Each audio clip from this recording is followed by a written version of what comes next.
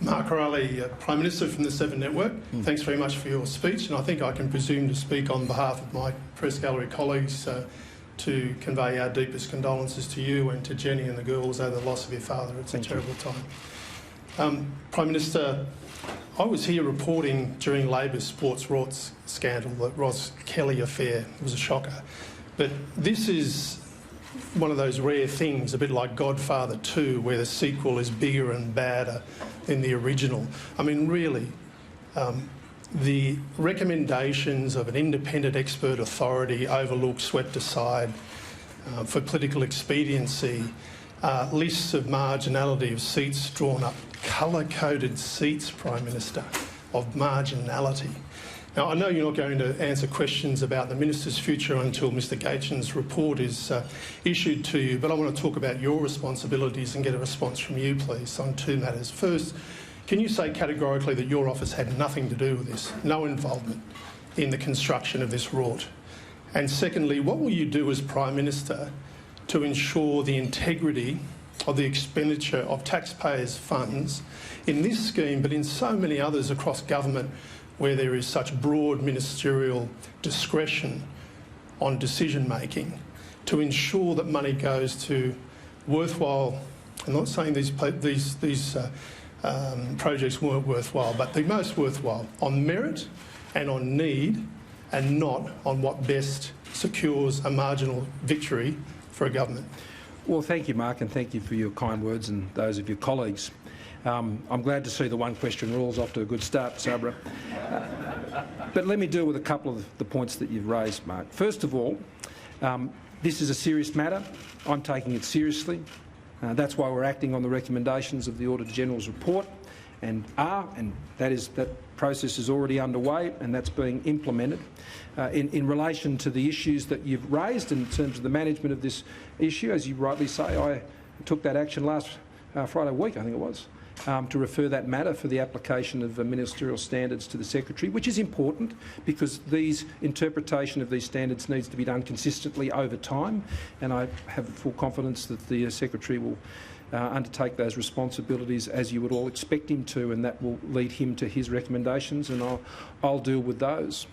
You've been around this place for a long time, Mark, and one of the things that you'll recall is that Ross Kelly and indeed Catherine King were both involved in programs that gave money to ineligible projects. The Auditor-General found that that did not occur. So I think there's quite a significant comparison there between those two. That's not to suggest that I'm not taking the broader observations and findings of the Auditor-General seriously. Of course I am. But I think history is important. I think facts are important. And I think it's important to note that the Auditor-General did not find there were any ineligible projects that were funded under this scheme, and nor did he say that rules had been broken. There was a ministerial authority to make decisions in this matter, and that's what was exercised. Now, observations and commentary has been provided about how that was exercised, and that's a matter that's under review. But equally, for all of those, let's talk about the program. For all of those hard-working local community sporting organisations that have been benefited by this program, and as you said yourself, all projects they're worthy. And in any grants program, whether they're administered by departments solely or otherwise, there will always be criticisms that are made about the decisions that are taken. What matters on the ground is whether the projects are making a difference to local communities, and the feedback I've had from those communities all around the country as we were putting this investment in. And let's remember why we were doing it. Because we didn't want to see girls changing in cars or out the back of the sheds rather than having their own changing facilities. That's why we did it. We wanted to make sure, because we understand that local community sporting organisations are the heart of the communities, and no more have we seen that demonstrated than through these recent crises. It's the gatherings and the connections that people made around their sporting clubs that in so many cases have been the foundation for their resilience and working together in response to crises. So the purpose of the fund, the purpose of the initiative, the $100 million we've invested in building in what is not just sporting infrastructure but it's community bonding infrastructure, I think is highly worthy. But the issues that have been raised in the Auditor-General's report will be addressed by the government, and we'll continue to proceed to ensure that communities get the support they need. I mean, there is no end of these projects that you could support. And there are many other projects that you would like to support, and the Treasurer and I will consider that as we go forward. Oh, sorry, on that matter. No, well, what Prime Ministers have always done is supported their colleagues and when matters are raised with them, and that has been done since time immemorial with Prime Ministers to relay those positions on to the relevant ministers in those programs, and that's the role that my office played. Sorry? So your office was involved? All we did was provide information based on the representations made to us. As every Prime Minister has always done. As a veteran of the gallery, you'll understand. Sarah Martin.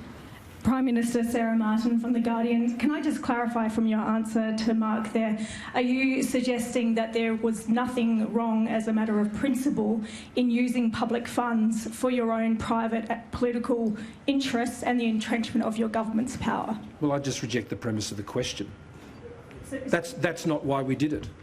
So why did you do it?